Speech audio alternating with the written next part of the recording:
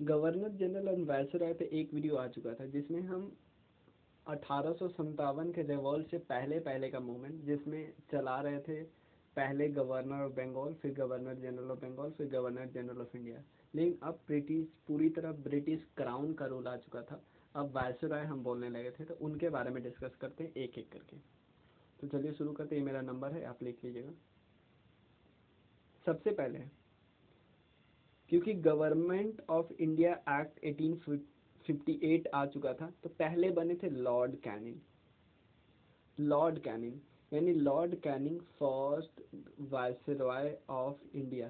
पहले उनका पोस्ट का नाम था गवर्नर जनरल ऑफ इंडिया, उसको बोला जाने लगा फर्स्ट वायसरॉय ऑफ इंडिया। लेकिन अभी भी आप कई जगह पे, मतलब अभी इन द सेंस कि कई जगह बुक में आप वायसरॉय गवर्नर जनरल एक ही देखोगे, तो ऐसा मतलब समझ जाना।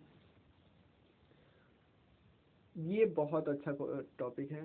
मतलब वो है कि क्वीन विक्टोरिया ने पावर को ट्रांसफ़र किया। जो अभी तक, ध्यान देना, जो अभी तक पावर ईस्ट इंडिया कंपनी के पास था वो चला गया किसके पास? क्वीन के पास। देखो, प्रोक्लेमेशन ऑफ क्वीन विक्टोरिया और transfer of power of Indian administration to British crown. अभी तक अभी तक ईस्ट इंडिया कंपनी के पास था, अब पावर किसके पास आ गया? ब्रिटिश क्राउन के पास। और इंडिया में जो सबसे टॉप मानी जाने लगी, क्वीन मानी जाने लगी।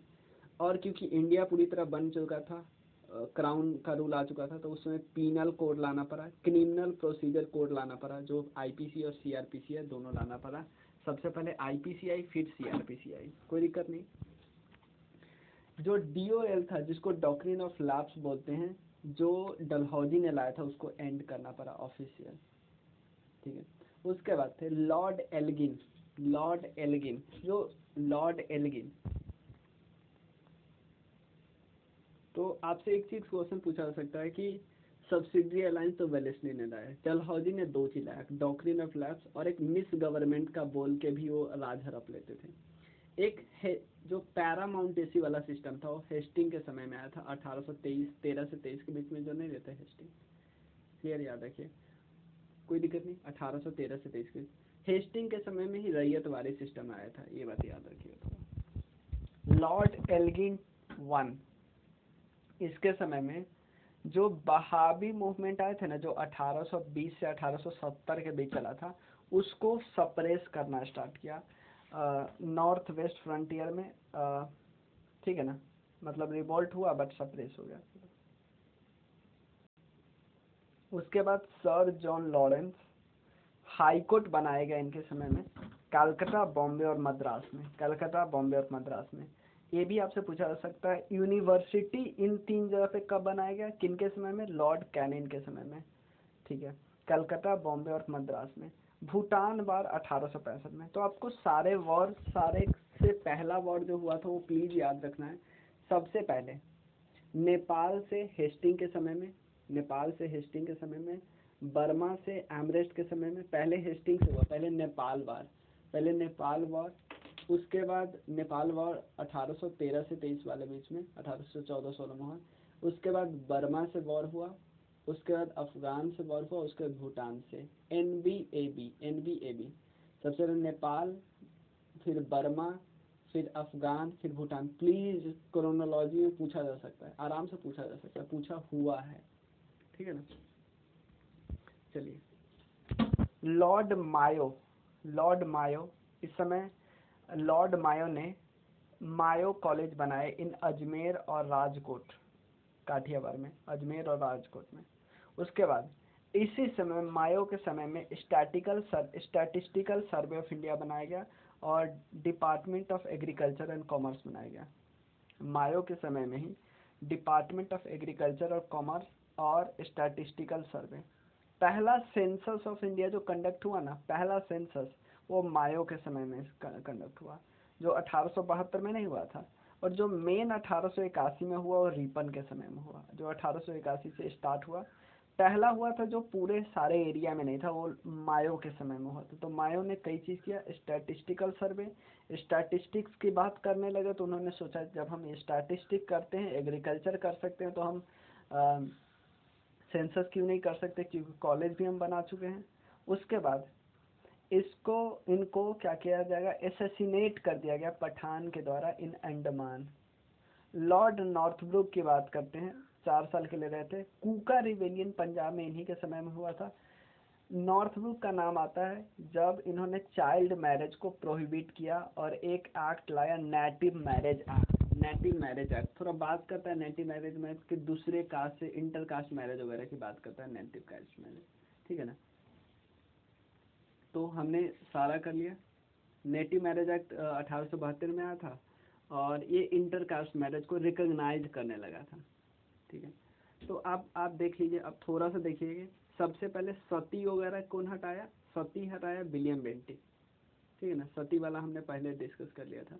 लॉर्ड कैनिंग विडो रिमैरेज वाला भी हमने डिस्कस कर लिया।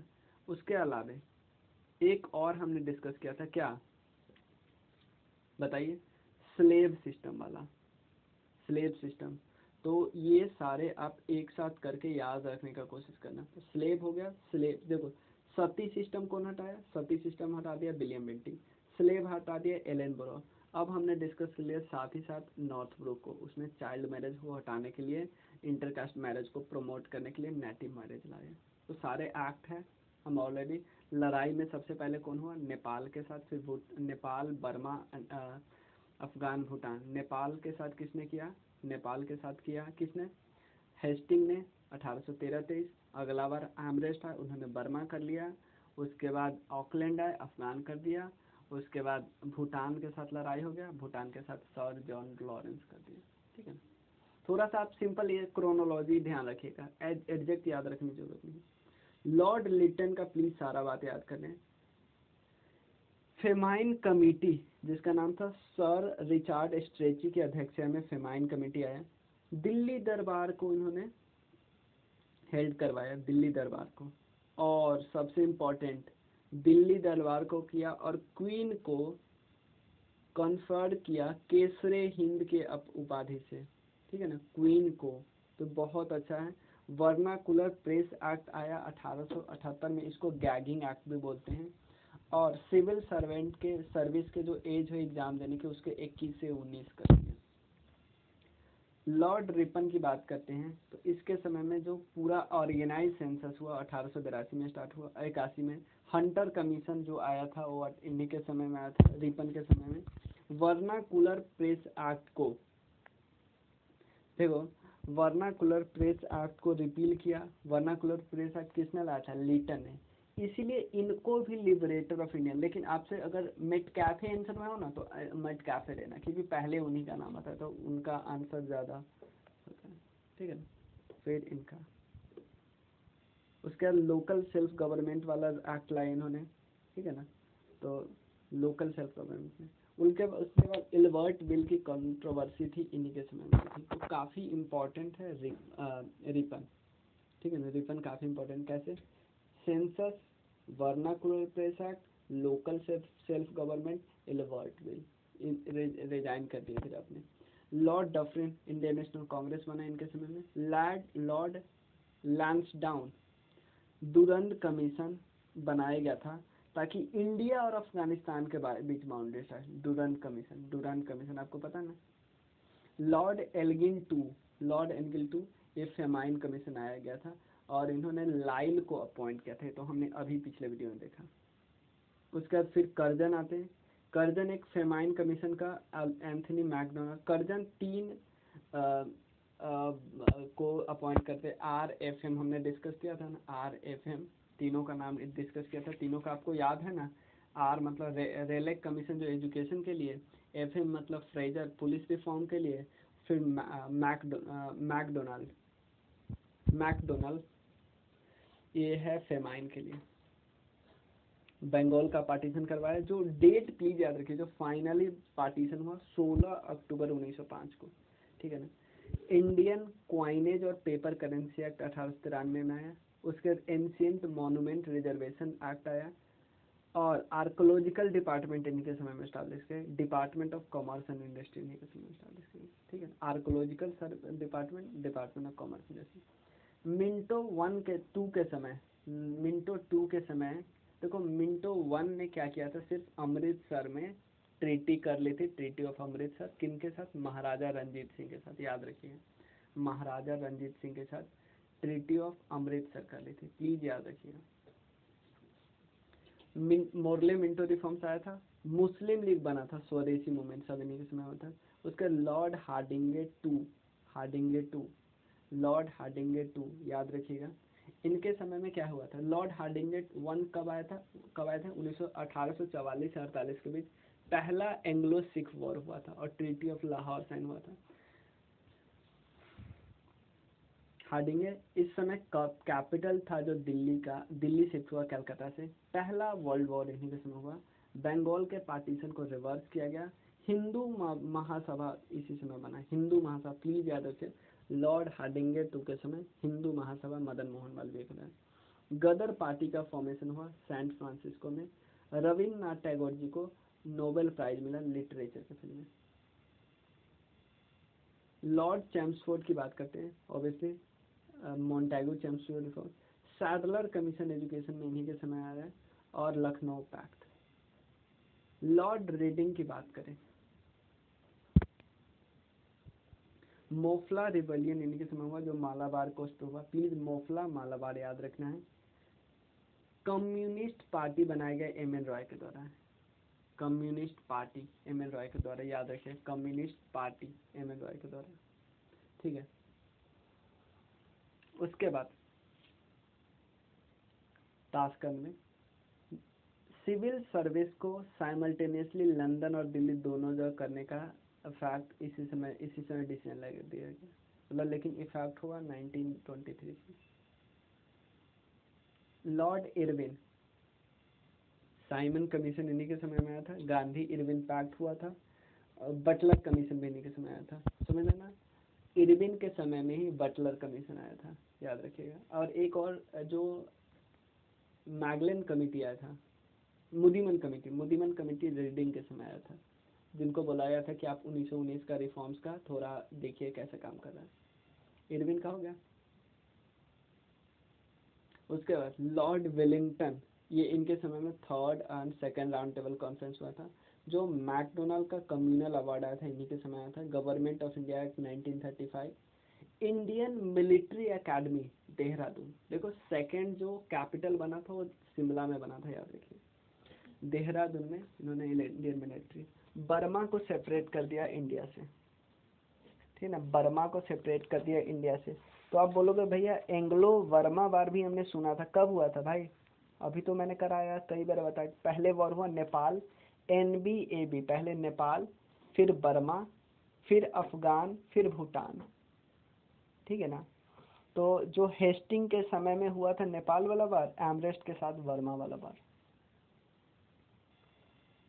लिंग लिथो सेकेंड वर्ल्ड वॉर हुआ, क्रिप्स मिशन आया, क्विट इंडिया मूवमेंट हुआ। लॉर्ड वॉवेल आपको पता होगा, 43 से 47 में। CR formula, cabinet mission, direct action day, vowel plan, Shimla conference 1945। Please ये सारे डेट थोड़ा याद रखना, मतलब डेट नहीं, मतलब इस साल क्रोनोलॉजी में पूछते हैं, यही आते हैं। फिर पहला मीटिंग इन्हीं के समय में हुआ था, सच्चिदानंद सिन्हा। लॉर्ड माउंटबेटन, इन्होंने जून 3 प्लान लाया।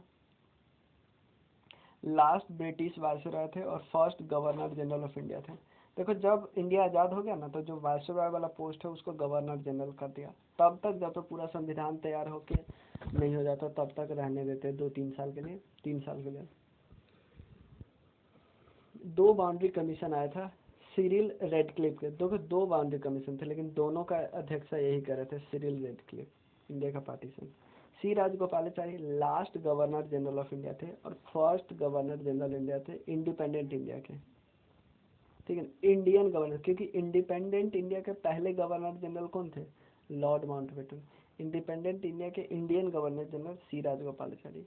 ऑफिस में कब तक बैठे थे? जब तक पूरा एकदम तैयार होकर 26 जनवरी 1950 से पहले बने, ठीक है।